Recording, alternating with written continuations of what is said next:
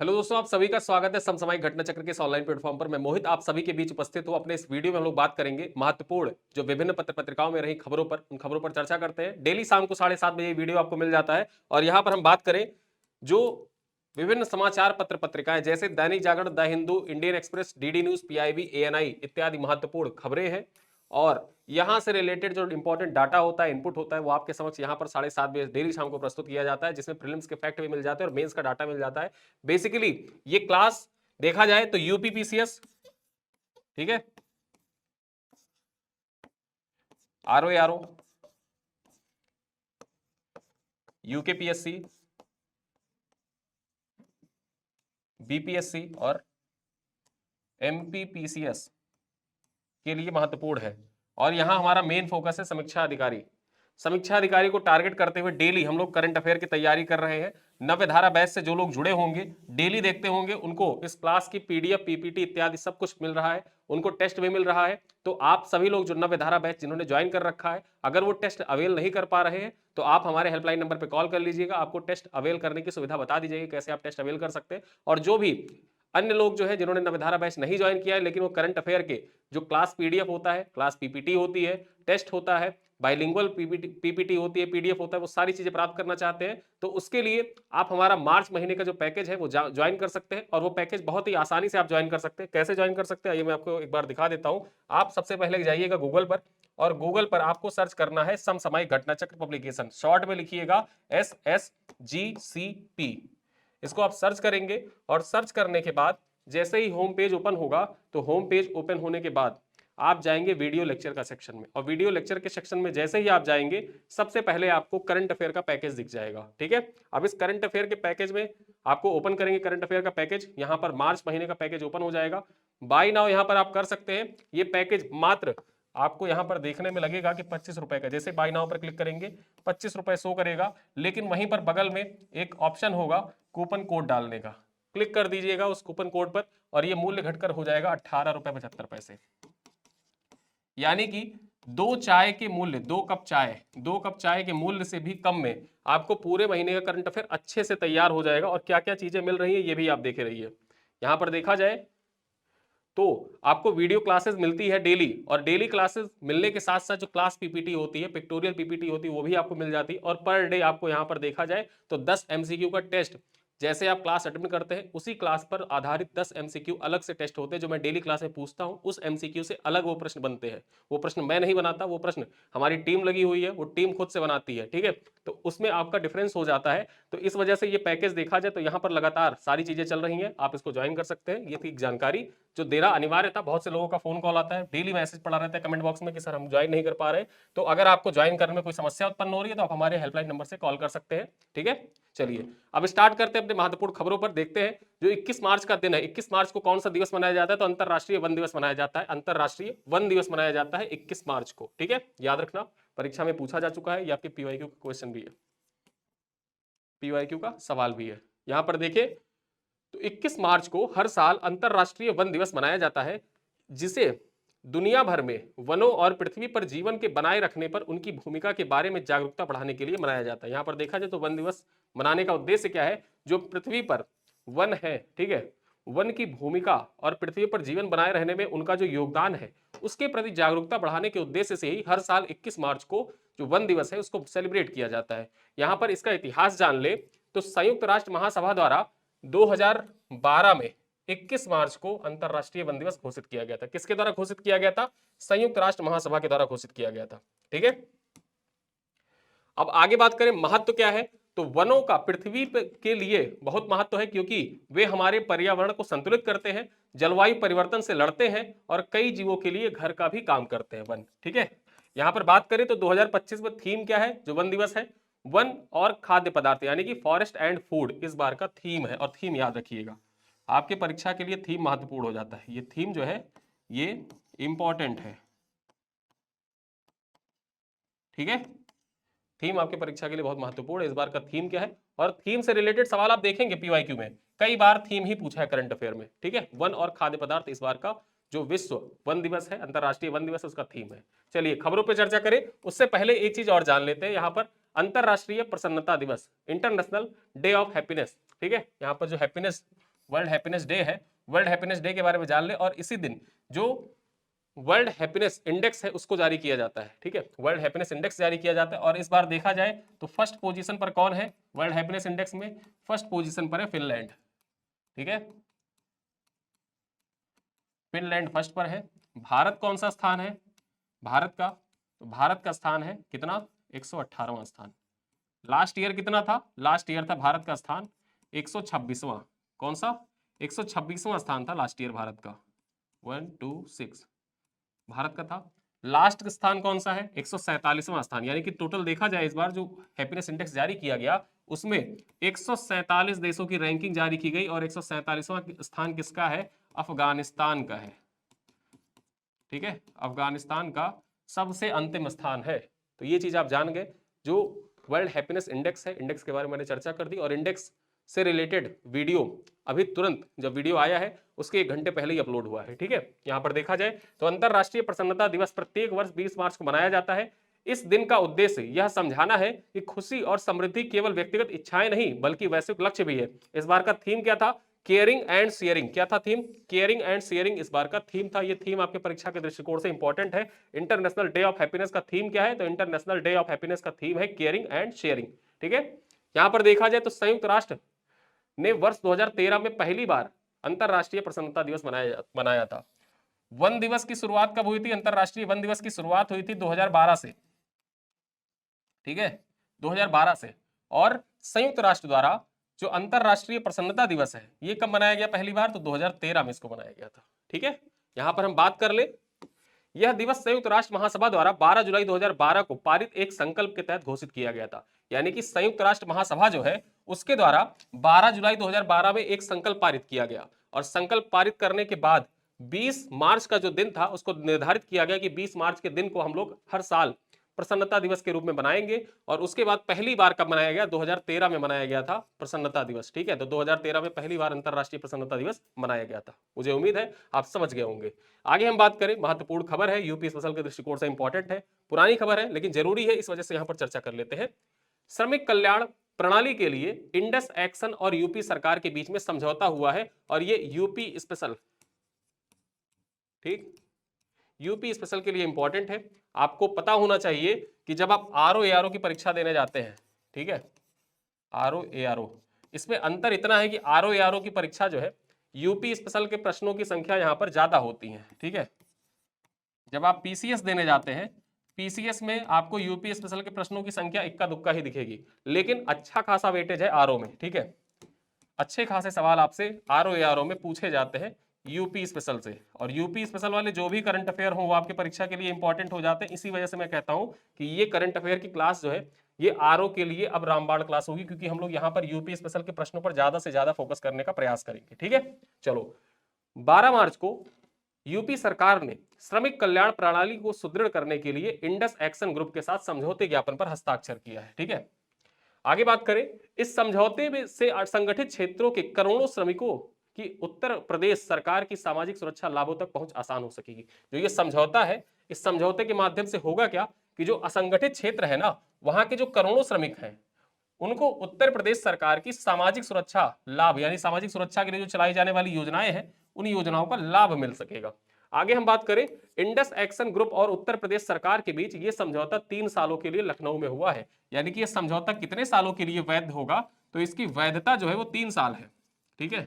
ये समझौता अगले 3 सालों के लिए समझौते ज्ञापन पर हस्ताक्षर किया गया है इंडस एक्शन और उत्तर प्रदेश सरकार के बीच में। कहां पर यह समझौता हुआ है? लखनऊ में समझौता हुआ है। आगे हम बात कर ले, समझौते के अनुसार इंडस ग्रुप डिजिटल और आधुनिक तकनीकी के माध्यम से राज्य सरकार की वर्तमान श्रमिक कल्याण प्रणाली को आधुनिक बनाने में मदद करेगा।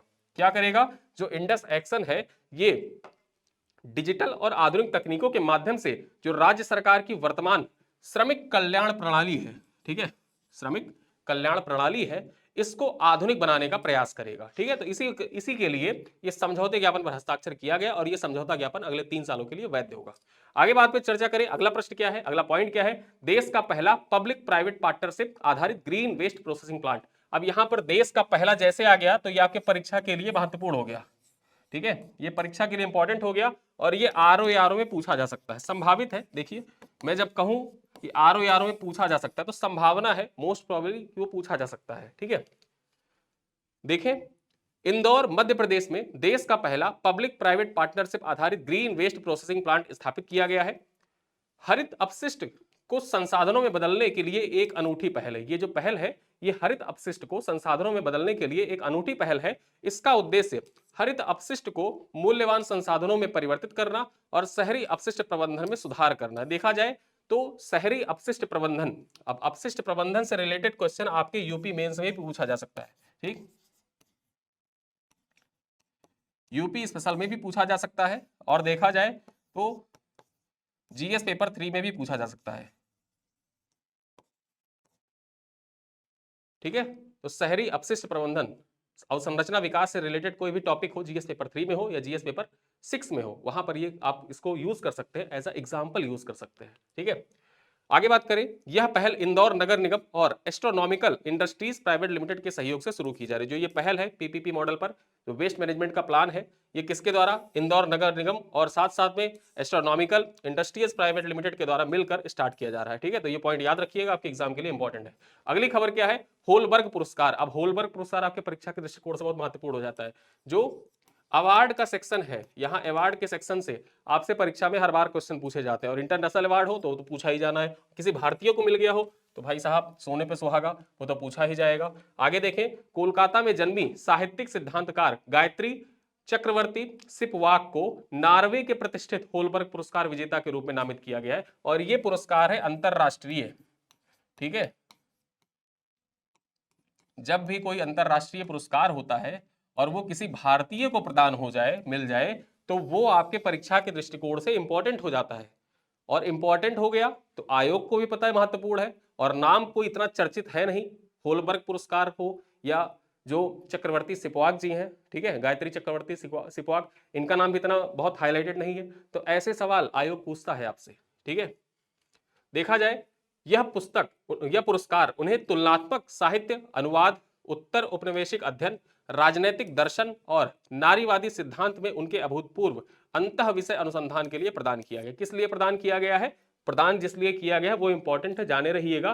कथन कारण में आपसे पूछा जा सकता है, तुलनात्मक साहित्य, अनुवाद, उत्तर औपनिवेशिक अध्ययन, राजनैतिक दर्शन और नारीवादी सिद्धांत के लिए जो अभूतपूर्व अंतः विषय अनुसंधान है, इसी वजह से गायत्री चक्रवर्ती सिपवाक को, ठीक है, यहां पर देखा जाए तो होलबर्ग पुरस्कार से सम्मानित किया गया है। और ये किस देश का पुरस्कार है, तो ये नॉर्वे का पुरस्कार है, ये जरूर जाने रहिएगा, कहां का, नॉर्वे का पुरस्कार है। ठीक, चलिए अगली खबर पे चर्चा करें तो दिल्ली में महिला सुरक्षा के लिए विशेष पहल शिष्टाचार स्क्वाड का गठन किया गया। जैसे एंटी रोमियो स्क्वाड का गठन किया गया था उत्तर प्रदेश सरकार में जब योगी आदित्यनाथ की सरकार बनी थी, और उसके बाद में एंटी रोमियो स्क्वाड का गठन किया गया, उसी तर्ज पर देखा जाए तो दिल्ली में शिष्टाचार स्क्वाड का गठन किया गया है। ठीक है, पॉइंट क्या है, उत्तर प्रदेश में 2017 में संचालित एंटी रोमियो स्क्वाड मॉडल से प्रेरित होकर दिल्ली में महिला सुरक्षा के लिए एक विशेष पहल शिष्टाचार स्क्वाड का गठन किया गया है।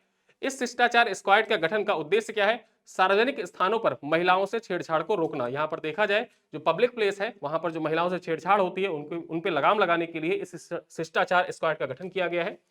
आगे बात करें, महिला सुरक्षा के लिए विशेष पहल के अंतर्गत कुल 30 शिष्टाचार स्क्वाड गठित किए गए हैं। दिल्ली सरकार के द्वारा देखा जाए तो 30 शिष्टाचार स्क्वाड का गठन किया गया है। इस शिष्टाचार स्क्वाड में पुरुष और महिला पुलिस अधिकारियों की संयुक्त टीमें शामिल होंगी। इन टीमों द्वारा हर 2 दिन पर कम से कम 2 संवेदनशील स्थानों पर अभियान संचालित किया जाएगा। ठीक है, जो एंटी रोमियो स्क्वाड की तरह ही होगा, और हर 2 दिन पर संवेदनशील स्थान जो है, ठीक है, कम से कम 2 संवेदनशील स्थानों पर जो अभियान चलाया जाएगा इस टीम के द्वारा संचालित किया जाएगा। ठीक, चलो अगली खबर पर चर्चा करें, national innovation challenge for drone application and research. ठीक है, शॉर्ट में आप इसको कह सकते हैं निडर, NIDAR, निडर चैलेंज। अब ये निडर चैलेंज जो है इसके बारे में जान लेते हैं। तो इलेक्ट्रॉनिक्स और सूचना प्रौद्योगिकी मंत्रालय और ड्रोन फेडरेशन ऑफ इंडिया ने संयुक्त रूप से निडर चैलेंज को लॉन्च किया है। परीक्षा में आपसे पूछ सकता है कि निडर चैलेंज किसके द्वारा लॉन्च किया गया है, तो इलेक्ट्रॉनिक्स और सूचना प्रौद्योगिकी मंत्रालय, साथ ही साथ ड्रोन फेडरेशन ऑफ इंडिया के द्वारा मिलकर निडर चैलेंज को लॉन्च किया गया है। और निडर का पूर्ण रूप भी आपसे पूछ सकता है कि हाल ही में खबरों में रहा निडर का पूर्ण रूप क्या है। अब निडर का पूर्ण रूप हो जाएगा national innovation challenge for drone application and research, ये इसका फुल फॉर्म है।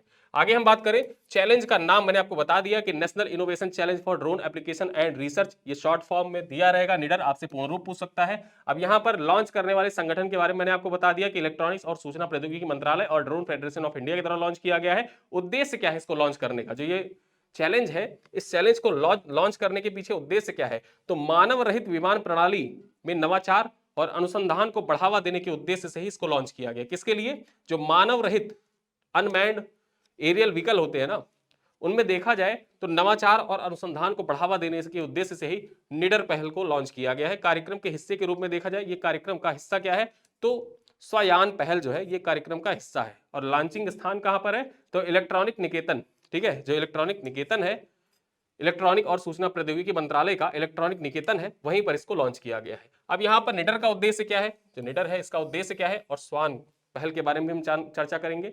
निडर का उद्देश्य देखें तो इस चुनौती का उद्देश्य भारत में ड्रोन तकनीकी में नवाचार को बढ़ावा देना, मानव रहित विमान प्रणाली के क्षेत्र में मानव संसाधन क्षमता का विकास करना है। और वहीं पर जो स्वान पहल है इसके बारे में भी चर्चा कर ले, तो यह पहल जो इलेक्ट्रॉनिक्स और सूचना प्रौद्योगिकी मंत्रालय है, मीटी है, ठीक है, तो मीटी द्वारा शुरू की गई है, जिसका उद्देश्य IISc, IITs, triple ITs, NITs, CDAC और नेलिट जैसी शीर्ष संस्थानों के माध्यम से जो यूएएस तकनीकी है उसमें 42,560 व्यक्तियों को प्रशिक्षित करना है। लगभग 50,000 के आसपास मान लीजिए कि 50,000 या 40,000 से 45,000 के बीच में व्यक्तियों को प्रशिक्षित करना इस स्वयान पहल का मूल उद्देश्य है। ठीक है, तो इन सब पे हमने चर्चा कर ली। अगली प्रजाति क्या है, मतलब अगला क्वेश्चन क्या है, अगला क्वेश्चन है उमट्याला वंश की घनी झाड़ी की नई प्रजाति की खोज। अब यहां पर देखा जाए, जो उमट्याला वंश है इसकी घनी झाड़ी की एक नई प्रजाति खोजी गई है। कहां पर खोजी गई है, ये आपके परीक्षा के लिए इंपॉर्टेंट हो जाता है। और ये आपसे, अगर आप यूपीएससी दे रहा है कोई आप में से, तो याद रखिएगा ऐसे क्वेश्चन यूपीएससी पूछता है।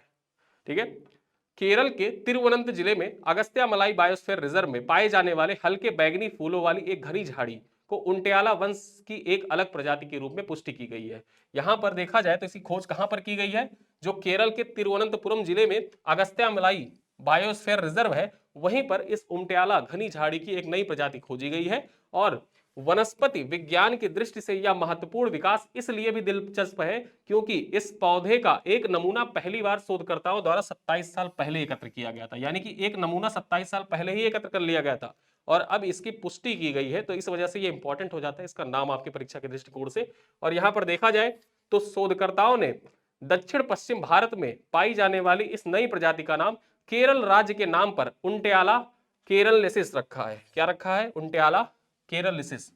ठीक है, इस वजह से ये नाम इंपॉर्टेंट हो जाता है, परीक्षा में आपसे पूछ सकता है कि उमट्याला केरलेसिस, हाल ही में चर्चा मेरा उमट्याला केरलेसिस एक प्रजाति है किसका, यूपीएससी ऐसे पूछता है, मेढक का, सांप का,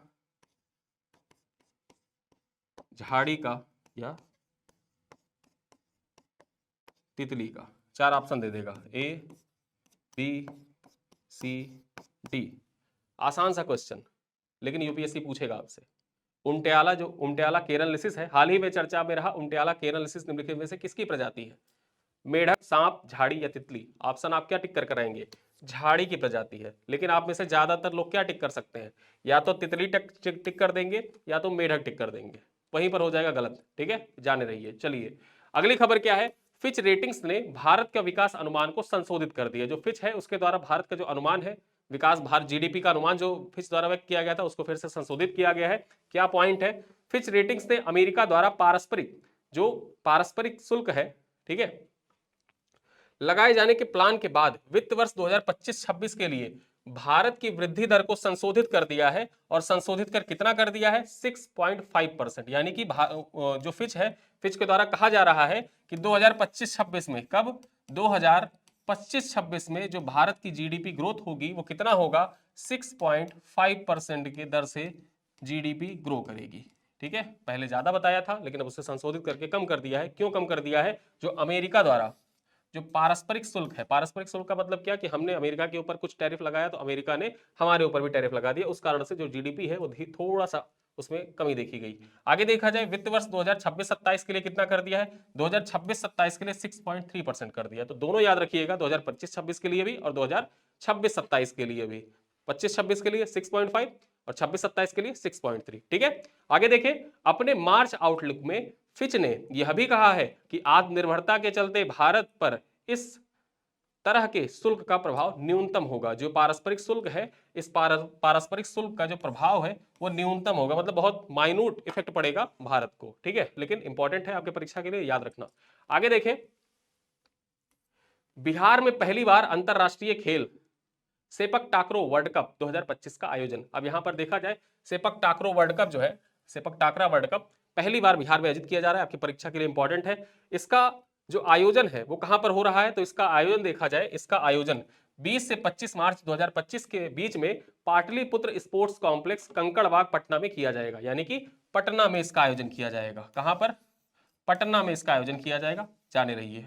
और ये आपके बीपीएससी के लिए इंपॉर्टेंट है, जो बीपीएससी देंगे 71वीं बीपीएससी, उस दृष्टिकोण से ये पॉइंट आपके परीक्षा के दृष्टिकोण से इंपॉर्टेंट है। यहां पर देखा जाए, इसका उद्घाटन बिहार के मुख्यमंत्री नीतीश कुमार के द्वारा किया गया है। और जो ये सेपक टाकरो वर्ल्ड कप है, बेसिकली जो ये वर्ल्ड कप है, इस वर्ल्ड कप में देखा जाए तो इसका लोगो क्या है, ये है एक, ठीक है, बैल। यहां पर पेन चेंज कर लेता हूं, क्या है ये एक बैल है। और इस बैल को क्या नाम दिया गया है, इसको नाम दिया गया भीम।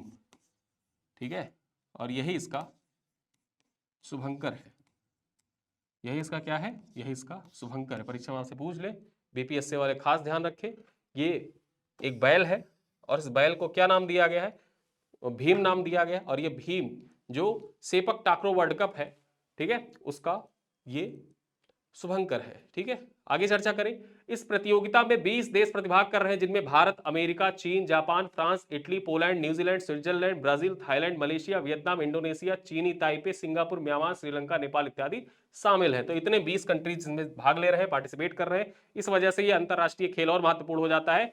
जो सेपक टाकरो खेल है, ये बेसिकली एक किक बॉल प्रतियोगिता होती है, किक वॉलीबॉल प्रतियोगिता होती है। जैसे वॉलीबॉल होता है तो उसमें हाथ का प्रयोग किया जाता है, और यहां पर देखा जाए तो ये एक फुटबॉल और वॉलीबॉल दोनों का मिश्रण है, दोनों का मिश्रण है। यहां पर जो मैच होता है बेसिकली हाथों के बजाय किससे खेला जाता है, पैर से खेला जाता है, घुटने से खेला जाता है और छाती से खेला जाता है। मतलब हाथों का इस्तेमाल इस खेल में नहीं किया जाता है, और इसी वजह से इसको आप जाने रहिएगा, परीक्षा के दृष्टिकोण से इंपॉर्टेंट भी है। आगे देखें, पीरामल फाउंडेशन ने अर्ध शहरी और ग्रामीण क्षेत्रों में ऋण देने को बढ़ावा देने के लिए पंजाब और सिंध बैंक के साथ समझौते ज्ञापन पर हस्ताक्षर किया है। जो अर्ध शहरी और ग्रामीण क्षेत्र है, वहां पर ऋण को बढ़ावा देने के लिए किसके साथ समझौते ज्ञापन पर हस्ताक्षर किया है पीरामल फाइनेंस ने, पंजाब और सिंध बैंक के साथ। यहां पर बात करें, अग्रणी गैर बैंकिंग वित्तीय कंपनी जो एनबीएफसी है, पीरामल कैपिटल्स और हाउसिंग फाइनेंस लिमिटेड, और भारत के प्रमुख सार्वजनिक क्षेत्र के बैंकों में से एक पंजाब और सिंध बैंक ने ग्रामीण और अर्ध शहरी क्षेत्र पर विशेष जोर देते हुए मध्यम और निम्न आय वाले उधारकर्ताओं के लिए ऋण उपलब्धता बढ़ाने के लिए एक रणनीतिक सह ऋण साझेदारी में प्रवेश किया है। ठीक है, रणनीतिक सह ऋण साझेदारी में प्रवेश किया है।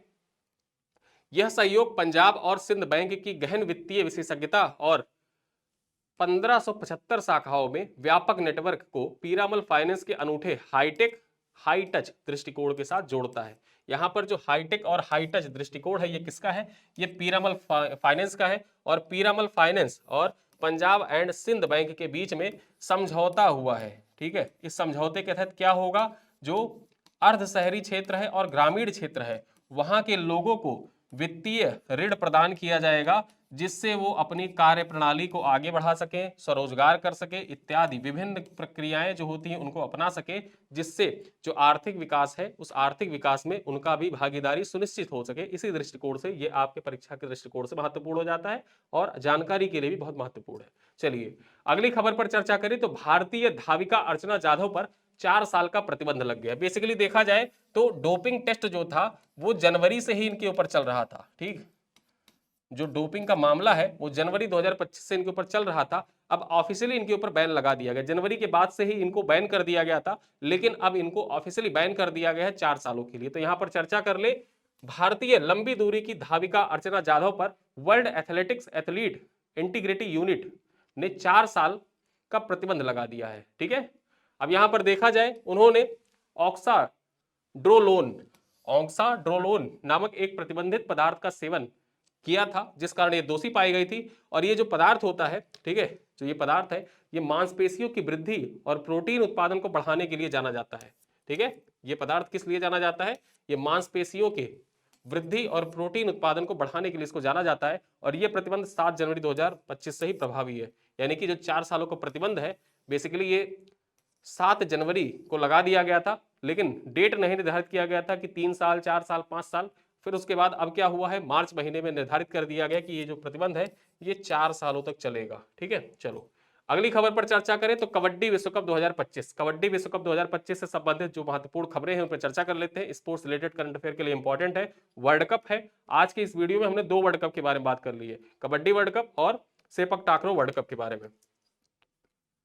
यहां पर बात करें तो यह टूर्नामेंट 19 मार्च से प्रारंभ हुआ और कब तक चलेगा? 19 से 23 मार्च। ठीक, 19 से 23 मार्च के बीच में इसको खेला जाएगा। देखा जाए तो यह टूर्नामेंट 19 मार्च से प्रारंभ हुआ और 7 दिनों तक चलेगा, जिसमें 60 से अधिक मुकाबले बर्मिंघम, क्वेंट्री और वालसा और वुलरहैम्पटन सहित विभिन्न स्थानों पर आयोजित किए जाएंगे। पहली बार यह टूर्नामेंट एशिया से बाहर आयोजित किया जा रहा है। पहली बार है जब कबड्डी विश्व कप 2025 एशिया से बाहर आयोजित किया जा रहा है। और जैसे ही पहली बार, कहीं भी आप सुने पहली बार कोई घटना घट रही है, तो पहली बार वैसे आपके परीक्षा के दृष्टिकोण से इंपॉर्टेंट हो जाती है। आप छोटे थे जब कभी आप बस से यात्रा कर रहे थे, रेल से यात्रा कर रहे थे, तो सामान्य अध्ययन की एक छोटी सी किताब बिकती थी 10 रुपए की। दुनिया का सबसे बड़ा, दुनिया का सबसे पहला, भारत का सबसे पहला, भारत का सबसे ऊंचा, विश्व का सबसे बड़ा, ये सारी चीजें आपने बचपन से पढ़ी है ना। जब आप क्लास 5th 6 में रहे होंगे, लूसेंट की किताब आपस में अपने दोस्तों के साथ आप बैठते रहोगे, कभी सुना होगा, तो वो क्वेश्चन पूछते थे भारत का सबसे ऊंचा जहाज, मतलब भारत का सबसे ऊंचा पर्वत कौन सा है, विश्व का सबसे ऊंचा पर्वत कौन सा है। ये सारे प्रश्न आपने अपने दोस्तों के साथ डिस्कस किए थे। बचपन से छोटी छोटी यादें थी, अभी भी जुड़ी होंगी। और वो यादें कैसे थी? ऐसे ही थी कि ये जो है वो इंपॉर्टेंट है। तो वही चीज आज भी अप्लाई होती है।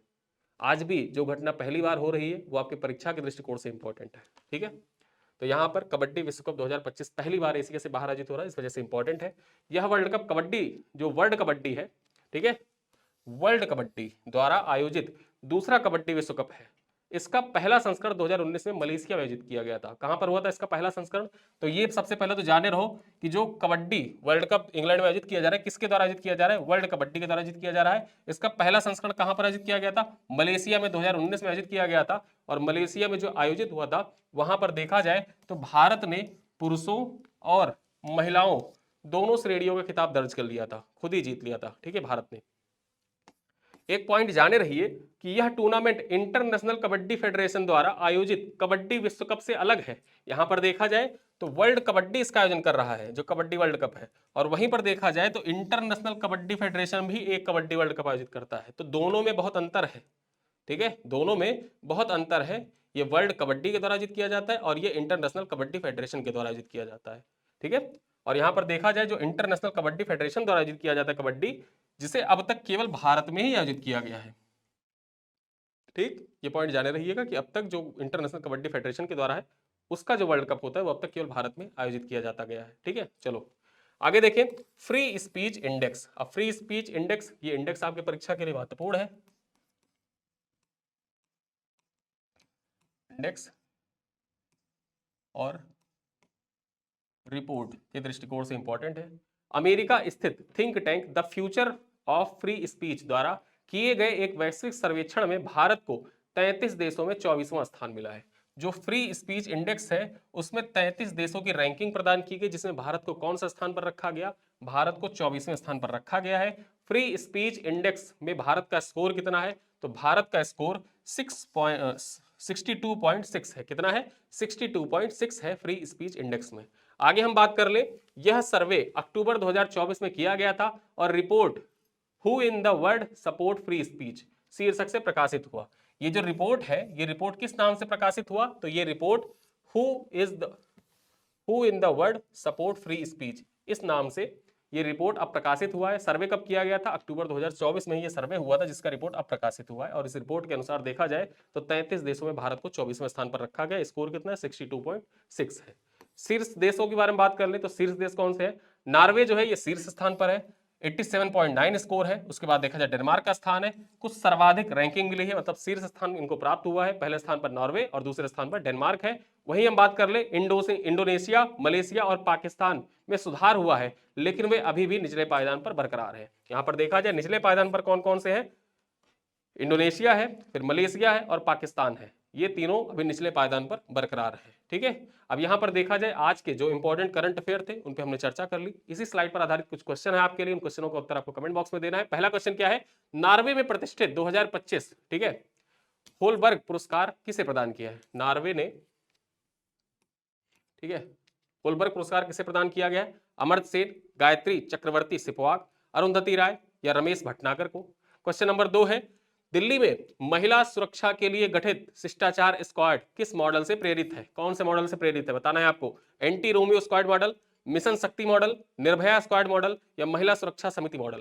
क्वेश्चन नंबर 3 है, स्पेक टाक्रो वर्ल्ड कप 2025 का आयोजन कहां पर किया जा रहा है? मुंबई, पटना, नई दिल्ली, चेन्नई। क्वेश्चन नंबर 4 है, भारतीय धाविका अर्चना जाधव को किस प्रतिबंधित पदार्थ के सेवन के लिए 4 सालों के लिए प्रतिबंधित कर दिया गया? टेस्टोस्टेरोन, ऑक्साड्रोलोन, नाट्रोस्टोन या डोस्ट्रानोलोन। कौन सा है आप बताइएगा चारों में से। क्वेश्चन नंबर 5 है, 2025 में अंतरराष्ट्रीय वन दिवस का थीम क्या है? वन और जलवायु, वन और खाद्य पदार्थ, वन और शिक्षा, वन और जैव विविधता। तो इन 5 प्रश्नों का उत्तर आप कमेंट बॉक्स में दीजिएगा। वीडियो कैसा लगा अपने दोस्तों के साथ साझा करिएगा, बताइएगा। आपका कुछ फीडबैक होगा तो कमेंट में जरूर बताइएगा। और अब हमारे जो करंट अफेयर के क्लासेस आएंगे उनमें यूपी स्पेशल पर विशेष फोकस किया जाएगा। और विशेष फोकस के साथ साथ एक चीज आप और भी जाने रहिए कि अब आरओ एआरओ की परीक्षा नजदीक है, तो आरओ एआरओ ओरिएंटेड जितने भी महत्वपूर्ण करंट अफेयर होंगे वो हमारे इस वीडियो में रेगुलर करंट अफेयर में कवर होते रहेंगे। इसका पीपीटी, पीडीएफ इत्यादि प्राप्त करने के लिए मैंने आपको पहले ही बताया है कि आप हमारा पैकेज ज्वाइन कर सकते हैं। वहां पर व्हाट्सएप कम्युनिटी की भी सुविधा है। व्हाट्सएप कम्युनिटी में आप आके प्रिंटेबल पीडीएफ भी डाउनलोड कर सकते हैं, जिसको आप जाके प्रिंट आउट निकलवा सकते हैं और अंत में आप रिवाइज भी कर सकते हैं आसानी से। इससे आपका पूरा करंट अफेयर महीने का तैयार हो जाएगा अच्छे से। ठीक है, तो इसी के साथ इस वीडियो को मैं यही समाप्त करता हूं। मिलते हैं अगले वीडियो में, तब तक के लिए धन्यवाद।